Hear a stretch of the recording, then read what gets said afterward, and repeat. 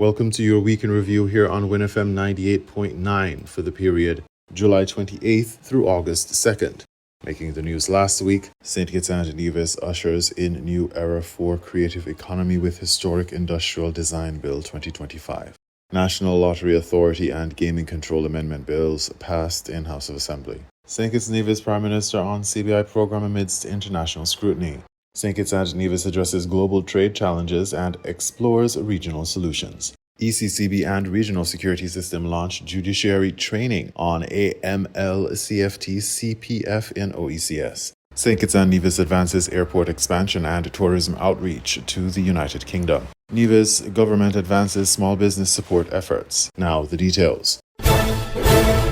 In a truly historic move, the government of St. Kitts and Nevis has enacted the Industrial Designs Bill 2025, marking the Federation's inaugural legislation of its kind aimed at bolstering the creative sector. The groundbreaking law establishes a contemporary legal framework enabling local designers, artisans, and entrepreneurs to officially safeguard the visual characteristics of their original creations, thereby positioning St. Kitts and Nevis as a progressive nation in the global intellectual property landscape. The Attorney General and Minister of Justice and Legal Affairs, the Honourable Garth Wilkin, spearheaded the legislative debate, emphasizing the bill's critical role in cultivating a competitive, knowledge-based economy consistent with the nation's overarching sustainable island state agenda. The agenda represents a bold vision for the Federation, focusing on inclusivity and resilience, with significant investment already underway in sectors such as tourism, agriculture, energy, and border innovation. Attorney General Wilkin articulated the profound impact of this new legislation. For the first time in the history of St. Kitts and Nevis, establish a modern and comprehensive legal framework that enables local creators, innovators, and entrepreneurs to secure legal protection for the visual appearance of their designs. This is a significant milestone in our journey to empower innovation, foster entrepreneurship, and align our legal architecture with international intellectual property norms. The protection of industrial designs is a foundational necessity for the full development of a competitive, knowledge-based economy as envisioned in our Sustainable Island State agenda. The Intellectual Property Office of St. Kitts and Nevis, led ably by Mrs. Jeanne Williams-Knight, has committed to modernizing our IP landscape. The Intellectual Property Office of St. Kitts and Nevis, a department within the Ministry of Justice, Legal Affairs and Communications, is tasked with administering all intellectual property laws and promoting creativity among citizens. Legislation to modernize the intellectual property landscape was previously demonstrated with the successful passage of the Copyright Bill 2024, designed to protect various creative outputs, including digital and audiovisual works. Earlier last year, this Honorable House passed a new Copyright Act.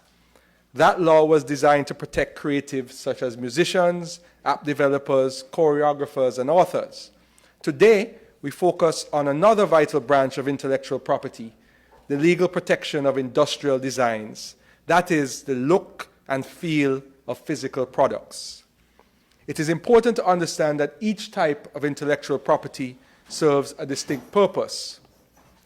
Copyright protects original literary, musical, and artistic expressions. Patents or patents, potato, patents protect inventions and new methods. Trademarks protect distinctive business identifiers. And industrial designs protect visual innovation, the aesthetic dimension of products. For example, an inventor may patent a mango peeler for its functionality, but the unique shape and color pattern of that peeler may be protected through an industrial design. Now, Madam Deputy Speaker, many may be asking, what is an industrial design? It is about appearance, not necessarily function. It is the visual appeal of a product, its shape, lines, color, texture, or ornamentation. Ongoing legislative efforts reflects the government's recognition of the overflowing talent and creativity within the Federation. The passage of the Industrial Design Bill 2025 also ensures St. Kitts and Nevis fulfills its long-standing international obligations under crucial trade agreements. These include the TRIPS Agreement, Agreement on Trade-Related Aspects of Intellectual Property Rights, and the CARIFORUM EU Economic Partnership Agreement. The TRIPS Agreement, a multilateral framework, sets minimum standards for the protection and enforcement of various intellectual property rights, including industrial designs. By acceding to the Hague Agreement in July 2024, St. Kitts and Nevis has further aligned itself with the global intellectual property norms, simplifying the process for local designers to seek international protection. The Hague system enables designers and businesses to secure protection for their designs in multiple countries with a simple international application. The Attorney General further emphasized that this bill is not merely about intellectual property, it's about equity, opportunity, and building a more resilient and inclusive economy. The Industrial Design Bill 2025 introduces a dual pathway registration system for design protection, offering flexibility to local designers. Creators can choose either the national registration through the Intellectual Property Office in Bastille or an international registration via the Hague system administered by the World Intellectual Property Organization. This legislation is a significant step towards realizing that vision, ensuring that the creative endeavors of Kittitians and Nevisians are protected and can flourish on a global scale. The National Assembly of St. Kitts and Nevis on July 31st, 2025 ushered in a new era for gaming with the passage of two pivotal pieces of legislation, the National Lotteries Authority Bill 2025 and the Gaming Control Amendment Bill 2025. These acts lay the groundwork for the operational rollout of the National Lotteries Authority (NLA), a government-controlled entity poised to manage the Federation's lottery system. Prime Minister and Minister of Finance, the Honourable Dr. Terence Drew, championed the Gaming Control Amendment Bill as a technical but necessary refinement to the existing Gaming Control Act. This amendment seeks to streamline administrative processes for the NLA, allowing the Gaming Commission to issue a multi-year license to the authority, a departure from the annual renewal required for private gaming operators. Dr. Drew emphasized this exemption does not imply a loosening of oversight, but rather acknowledges the NLA's inherent accountability through ministerial and parliamentary scrutiny. The Prime Minister articulated a compelling vision for the new lottery system, highlighting its potential to retain substantial revenue within the Federation. This seeks to change the way lotteries are run in St. Kitts and Nevis. The bill is designed to ensure that our citizens receive direct and structured benefits from every dollar spent on lottery games within our borders. For years, the system has been structured in a way where external operators collect the money, but the country receives only a small return, Madam Deputy Speaker. While our people continue to spend on lottery tickets, most of the profits and even some of the winnings leave the country. The government receives a flat licensing fee, around $50,000 per year, and none of the revenue is guaranteed to be spent on youth programs, sports development, or even health-related services in the Federation. Therefore, Madam Deputy Speaker, this bill proposes to complete shift that situation. It creates a locally run, professionally managed national lottery system that ensures all lottery income and profits stay in the country, creates employment, and funds essential social services. Dr. Drew revealed staggering figures regarding the current outflow of lottery funds. The lottery system presently generates around $70 million per year. And of that, the only thing that is paid directly to the government is $50,000 of $70 million that is generated. And hardly anybody in St. Kitts win. So it's like they're just taking the money out of St. Kitts and Nevis. That cannot continue, Madam Deputy Speaker. I'm not talking about 7 million, $70 million. Of that, approximately $10 to $15 million will be allocated every year to social services. This can help with our social services. For example, we are talking about national health insurance. This can go, for example, some can go towards that to help to make sure we can have a national health insurance that works for everybody in St. Kitts and Nevis. That is too much money to be leaving our federation. This money can be kept here and help to further advance the lives of our people. This projected annual EC $70 million in revenue is anticipated to remain entirely within the Federation, providing new revenue streams for public benefit. While supporting the government's initiative, Leader of the Opposition and Premier of Nevis, the Honourable Mark Brantley, raised pertinent concerns regarding the social implications of expanded gambling. And whilst I'm not standing in opposition to what the government is seeking to do today, because I well recognize the good rationale and reasons behind it, I feel that whatever money is being generated by this new approach, that there has to be some funding earmarked to educate our people. I have stood in this parliament in the past, Madam Speaker, Deputy Speaker, and I have supported the efforts of the government on financial literacy, where they have sought through some, in my view, groundbreaking programs, the Aspire program more specifically, to educate our people about their finances, how financing works, and I think that those measures are commendable.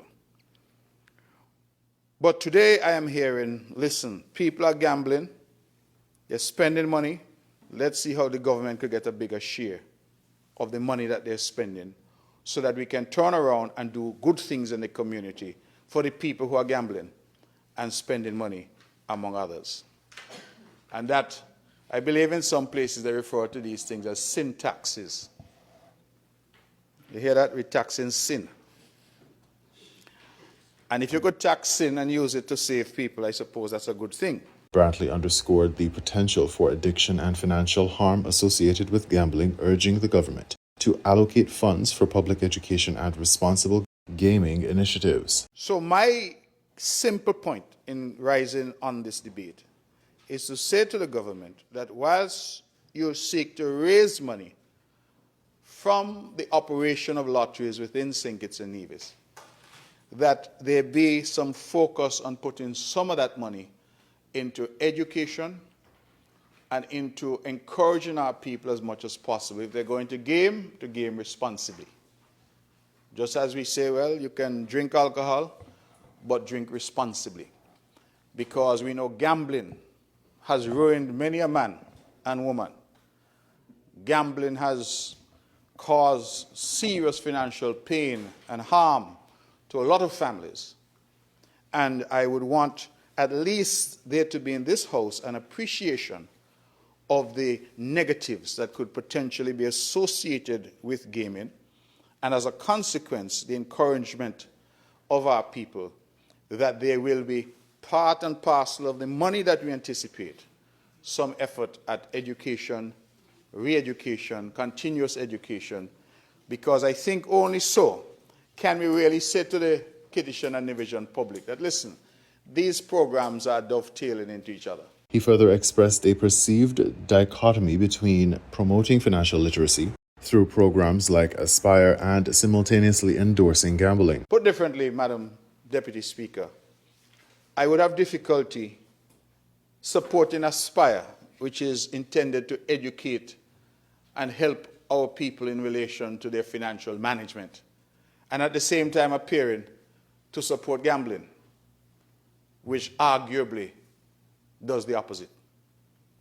Now, if you win, the Prime Minister says everybody going to get a chance to win, then that's a good thing perhaps. But what if you lose and you're a perennial loser? Or what if, as I hear sometimes, you win a little something and so you get the little sweetness now in your mouth. You start to say, boy, I win 10,000, let me keep going. And you lose not only that, you lose everything else. You start to borrow money from friends and family. You start to do various things. Brantley concluded by highlighting the need for a balanced approach, acknowledging both the upside of revenue generation and the downside risk of social consequences. And so we have, whether it is marijuana, whether it is gaming, whether it is alcohol, whatever it is we come into this House and talk about, we have to, I believe, be open in terms of our debate and our presentations and say, listen, this is the upside. The upside is we will make money When we look around the region, we see other countries with their lotteries commission earning money for good purposes, to be put to good uses. But there is a downside as well. And how do we manage the downside risk? Everything in life we do, Madam Deputy Speaker, has pluses and minuses. So my simple concern in my 5 minutes that I've given myself is to say to the government that I would like very much if, as they talk about raising money from gaming, from lotteries, that they also include in that matrix some effort at education and some effort at encouraging our people not to become addicted to this, because the world has shown some serious propensity for addiction to things like gambling. With the legal framework now in place, St. Kitts and Nevis is set to launch its National Lotteries Authority, aiming to bolster the national coffers while navigating the complexities inherent in the gaming sector. The Federation of St. Kitts and Nevis continues to work on improvements to the Citizenship by Investment program in a continuous effort to appease international partners. Prime Minister of St. Kitts and Nevis, the Honourable Dr. Terence Drew, highlighted the country's efforts to balance economic needs with global standards. With respect to the CBI in general, as you know, I said from the beginning that this would be the greatest challenge that I would face. And I said that for two reasons. One, because the bad decision that was made was to get our country to the point to depend on CBI, over 60% of our budget. That, I think, was a strategic error that put our country at great risk. The other matter was because the CBI, of course, does not totally, it has, other players in it, and decisions made afar can affect the CBI program. And if that is affected significantly, it can affect us, of course. And that is why I think, in other words, it had become the lifeline of St. Kitts and Nevis.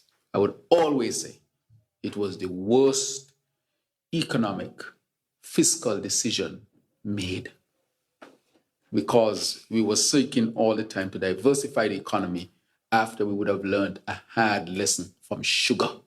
In 2005, when the factory closed and we had to seek to diversify the economy, financial services, expand tourism, and so forth, we had gotten back to the position where we had become dependent in a significant way on one sector.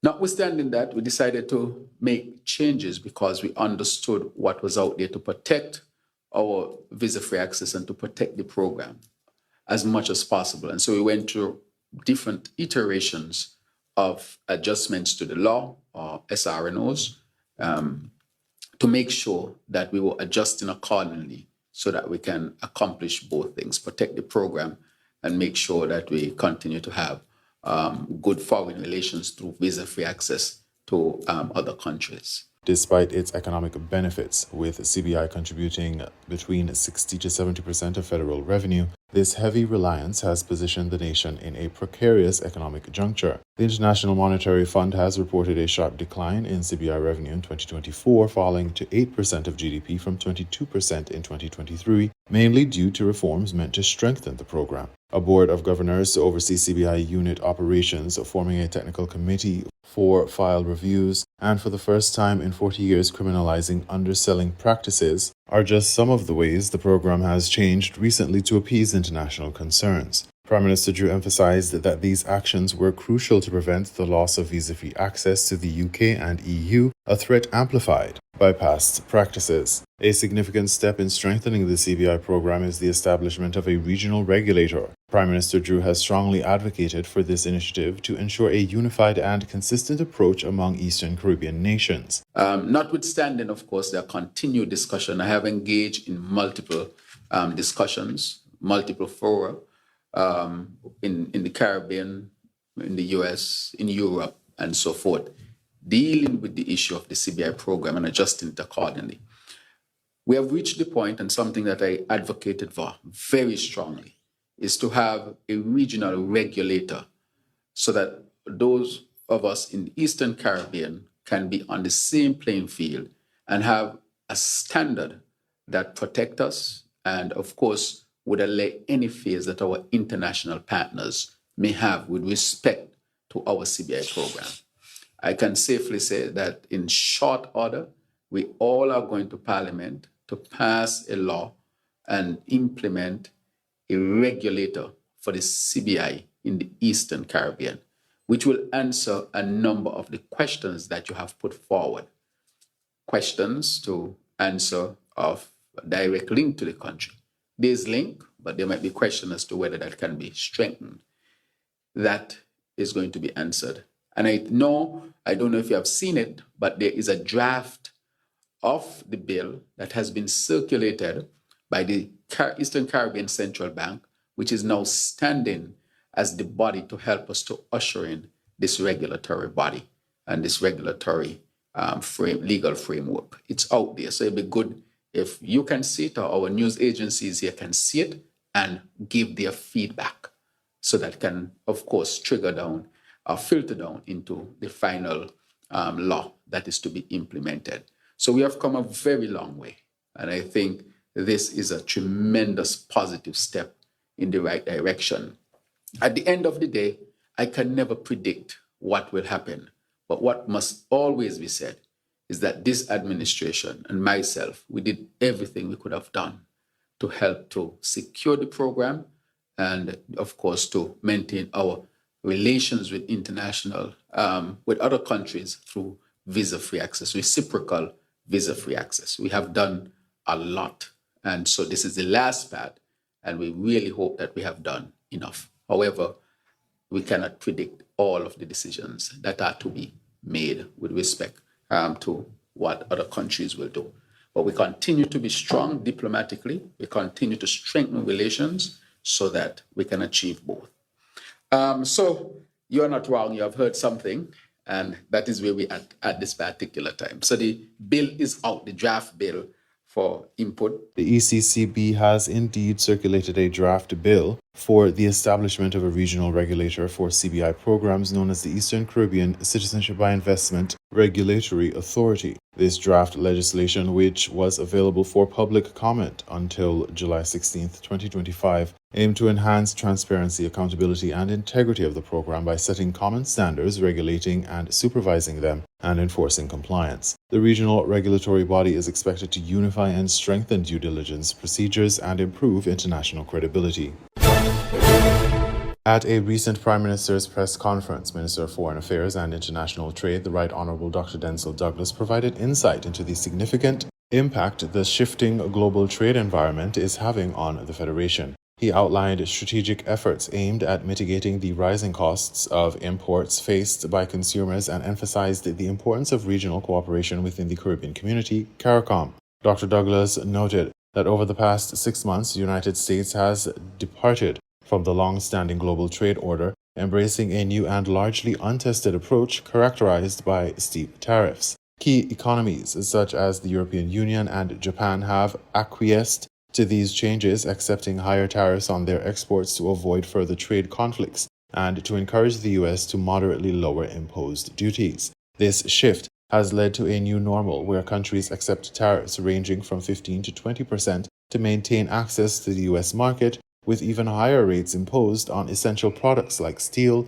and on certain adversarial nations, including China. This dynamic poses a serious challenge for economies like St. Kitts and Nevis, which depend heavily on imported goods. The elevated tariffs are expected to increase costs for consumers or compel governments and businesses to seek alternative markets to offset the financial burden. The matter of the United States imposition of higher tariffs, of course, this would have resulted from discussions. You would recall that a few months ago, this was settled to be 10%, significantly reduced from what originally it was thought to be. But the tariff imposed on our goods, for example, going into the US market, is really a small part of the challenge that we face with increased tariffs generally with other countries around the world. Because The opportunity that we had to export into the United States of America was as a result of the CPI, which several years ago was imposed or introduced, maybe I should say, when there was a hurricane and during the days of Reagan, a number of factories were established here, United States factories, persons would have come out of Puerto Rico, and so the goods that were produced here entered into the US market on the special arrangement so that they were almost treated as if they were US made goods out of, let us say, Puerto Rico. So we have not seen any significant change except what I just said. The 10% is what it has been identified to be.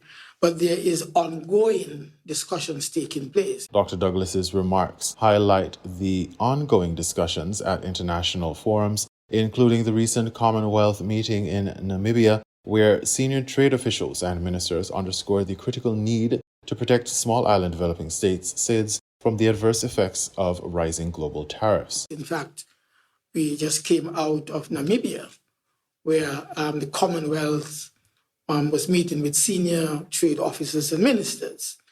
And the need to protect SIDS and so forth was one of the important topics that was being discussed. So countries around the world are becoming more and more engaged as a result of higher tariffs and thus looking for peculiar arrangements, new arrangements that can be put in place with small countries like ours, that is small countries which were considered as a group as SIDS. The problem, however, with the tariffs and the higher cost of goods that was mentioned earlier was as a result of a combination of issues that would have been caused by the US change in policies. I mentioned, for example, a while ago, that goods arriving from arriving from exporting countries to destination here, and where the goods are being transported in Chinese-made ships, those would have imposed higher tariffs.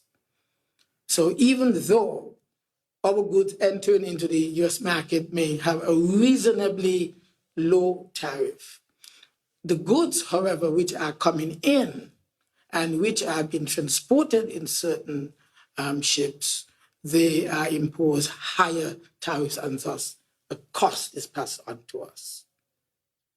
So this is one of the situations that the Caribbean community is looking at very, very seriously. The Caribbean community is actively exploring new trade arrangements and partnerships tailored for small nations, recognizing that collective regional action is crucial in navigating the complexities of modern trade. A noteworthy initiative involves maximizing intra-community trade by increasing cooperation with Guyana, the only country globally confirmed to be fully self-sufficient in food production, according to recent studies. This status offers the Federation and the wider Caribbean region opportunities to access duty-free goods produced within CARICOM, thereby reducing the import burden and cushioning consumers from international tariff shocks.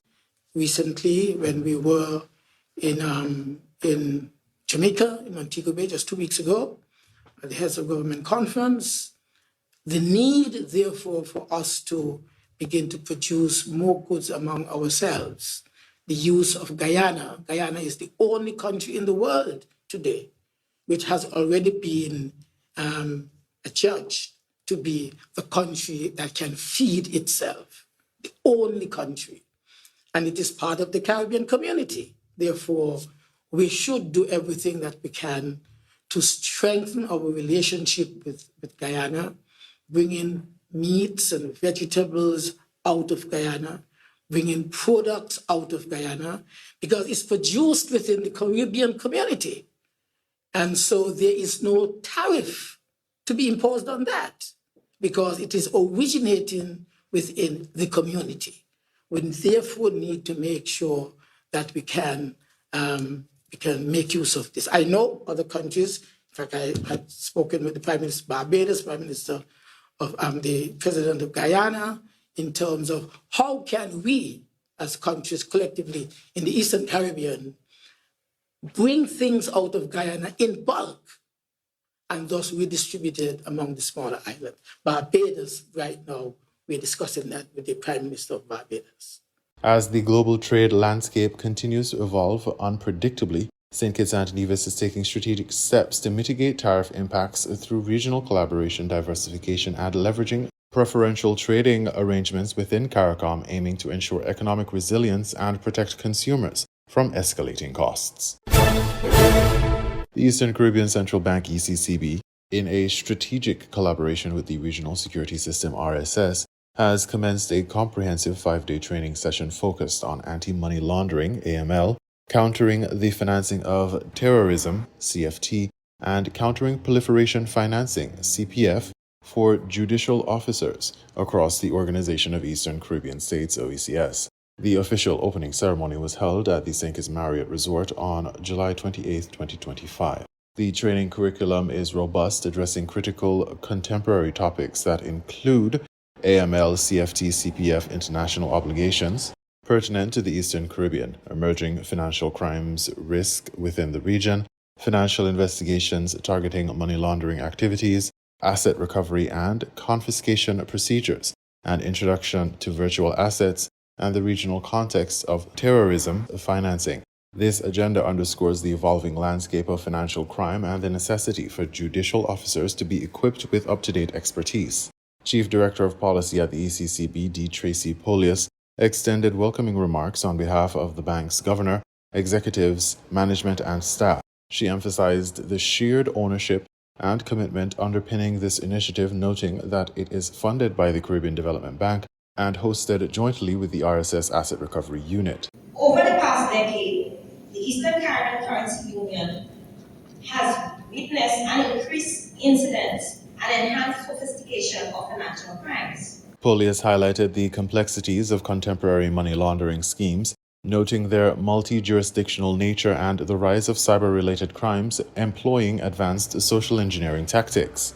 She cautioned that financial innovation, particularly through virtual assets and cryptocurrencies, has introduced new vulnerabilities that regulatory mechanisms have struggled to keep pace with. Polius also drew attention to challenges faced within the region regarding prosecution effectiveness in financial crime cases, referencing 2020 evaluation results that demonstrated an urgent need for strengthening judicial processes. Our legal frameworks, though significantly strengthened, are only as effective as the people entrusted to interpret and apply them. This is where this training becomes not just useful, but essential. The training aims to enhance judiciary members' understanding of legal frameworks, investigative techniques, emerging crime trends, and international standards as outlined by the Financial Action Task Force.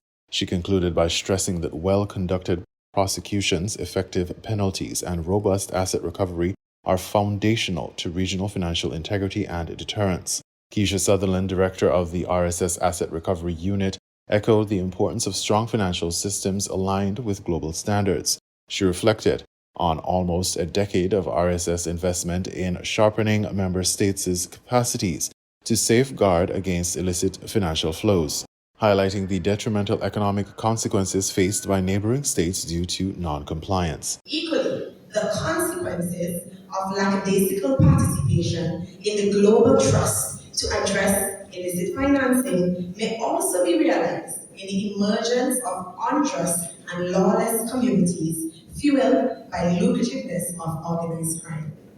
For the RSS, unfettered criminality with financial backing that far exceeds the GDP of our combined states would present too many challenges to the proper functioning of our nation states and erode our developmental prospects.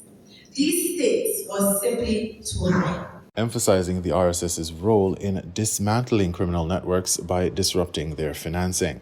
Sutherland underscored the escalation in transnational organized crime and projected an increase in complex financial cases before the courts, reinforcing the necessity of judicial competency in anti-money laundering, countering proliferation, and terrorist financing matters. Addressing the attendees, Sutherland lauded their recognition of these challenges through their participation.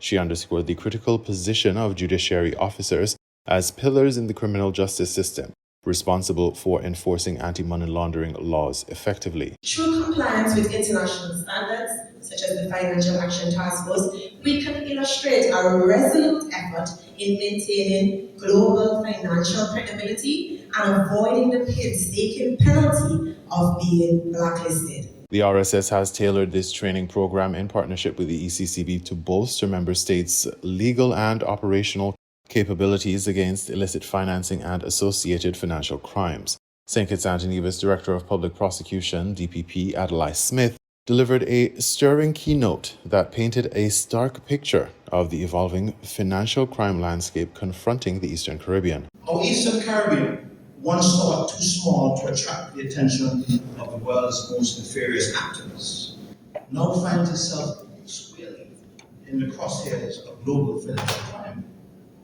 We are no longer the outpost, we are the target. Smith vividly described the transformation from overt cash-based crimes to sophisticated technology-driven schemes involving cryptocurrencies and artificial intelligence. He urged the judiciary not to linger on the shoreline, but to adapt proactively to this metamorphic menace. The DPP highlighted notable regional examples, including the collapse of crypto-based Ponzi schemes such as Alibaba, which defrauded thousands across the region. He further reflected on unauthorized cryptocurrency infrastructure such as Bitcoin ATMs lacking regulatory safeguards, exposing systemic risks. Echoing the urgency for judicial preparedness, Smith stressed the need for courts to be equipped to admit digital forensic evidence, interpret virtual assets, and impose appropriate penalties for high-tech financial offenses. The DPP framed this training as a transformative step aligned with the United Nations Sustainable Development Goals (SDG 16) targets on building just, accountable societies through strengthening institutions and ensuring effective legal frameworks. He emphasized the judiciary's duty to be custodians of constitutional conscience, turning action into action and principle into protection. Smith concluded his remarks with an impassioned call for judicial courage and commitment, quoting from Ephesians 6, to inspire officers to put on the full armor of the law and stand firm against financial crime. As the pages of history turn and the ink dries on your legacy, the question will be not what you knew, but what did you do? He challenged the audience before officially declaring the training session open. Judges and magistrates from the ECCU and Tortola, as well as ECCB staff and officials, are participating in the session. The gathering represents a significant collective effort to reinforce the region's judicial capacity in combating increasingly sophisticated financial crimes and maintaining the Eastern Caribbean's integrity within the global financial system. The collaboration between the ECCB and RSS highlight a shared vision to protect and advance sustainable economic development across the OECS through judicial excellence and adherence to international anti-money laundering, countering the financing of terrorism, and countering proliferation financing standards.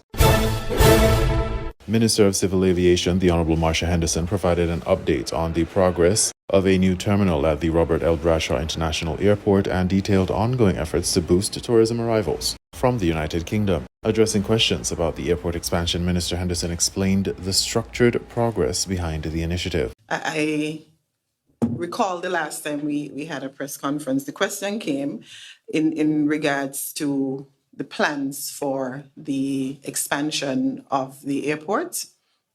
We discussed an additional terminal, and we have a technical team that's in place, provided for by the legislation. This falls under the ambit of the St. Christopher Air and the Seaports Authority. Their legislation provides scope for them to put a team in place, and that team is in place. The minister highlighted the multidisciplinary nature of the committee established to oversee the project, noting the involvement of SCASPA officials, geotechnical and civil engineers, as well as legal experts. The team comprises a number of experts, including those who serve as SCASPA, as well as the geotechnical engineers, civil engineers, attorneys, and others. After the initial discussions in terms of studies, feasibility studies, and other things, then consultation would continue, because it has started with stakeholders, those relevant to the process, including immigration, airlines, and all the others who the authority think is relevant for the discussions. Regarding the project's stage, she offered assurance that the process is progressing well. We are still getting the information to help inform the concept, the design and concept. We are, I can say, maybe halfway through the process.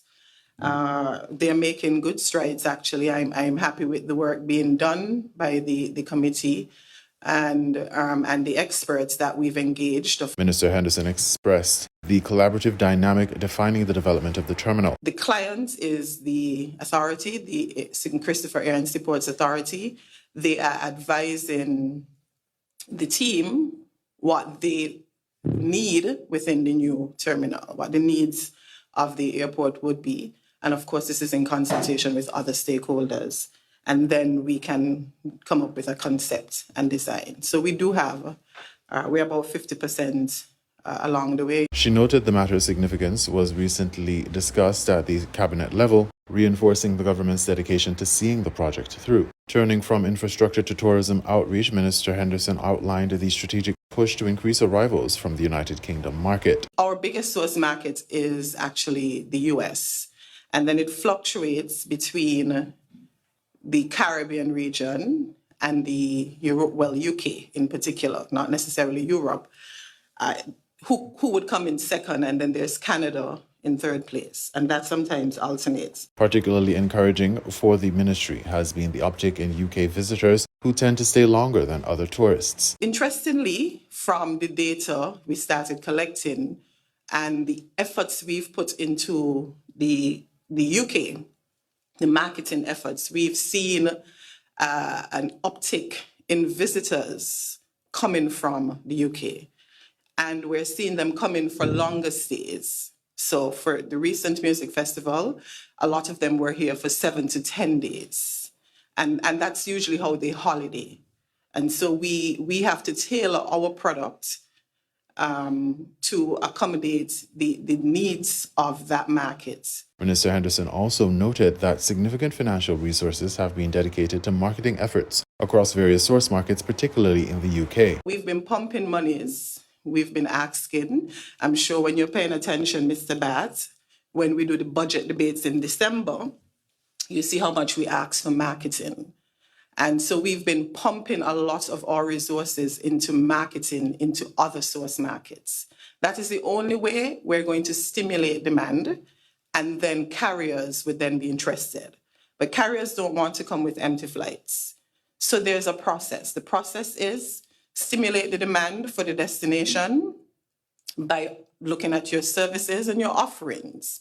And so we've been doing that. Minister Henderson shared insights on how the tourism products must align with visitor expectations, citing differences between American and British tourists. Working with our stakeholders, because sometimes even the taxi men would complain they're not taking the tours, but you must be conscious in what your visitors are looking for.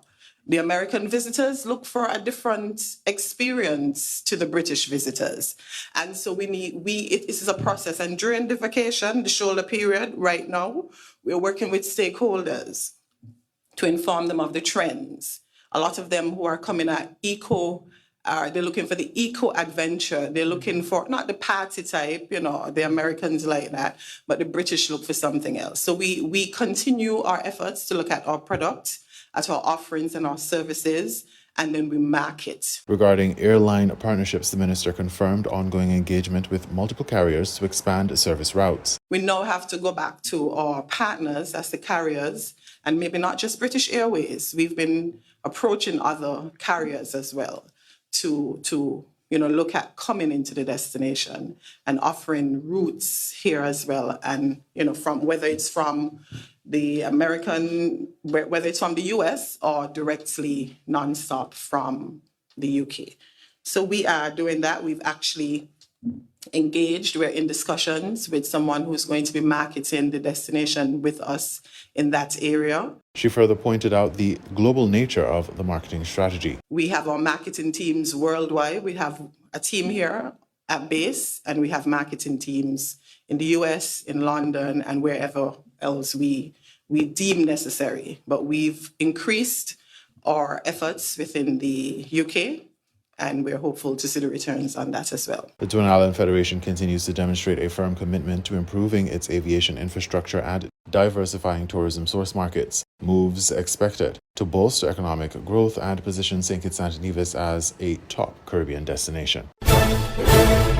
In a recent town hall meeting, the Premier of Nevis, the Honourable Mark Brantley, detailed critical measures being undertaken by his administration to bolster small businesses on the island of Nevis. The initiatives, particularly aimed at empowering underserved demographics, signal a continued focus on economic resilience and local entrepreneurship. Prime Minister Brantley addressed questions about government efforts, spotlighting a $5 million loan program developed in partnership with the government of Taiwan. This initiative, launched during the height of the COVID-19 pandemic, remains a vital tool for promoting microbusiness development. We have been trying various strategies to encourage small business, to promote small business. The $5 million, he noted, is specifically earmarked for youth and women entrepreneurs, two groups that have historically encountered significant obstacles in obtaining funding through traditional banking systems. So let us, for example, imagine that you are a youngster, you're 22 years old. You have a brilliant idea for a business, but guess what? If you went to a bank in Charlestown, they want life insurance, they want a detailed business plan, they want collateral, they want you to put up a piece of land or something for the loan. They want to know what your income stream is going to be. They may want a guarantor for the loan.